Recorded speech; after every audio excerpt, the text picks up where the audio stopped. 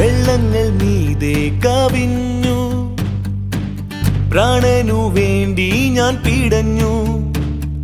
വാഗ്ദത്ത നാടിനെ ഓർത്തു ശാന്തി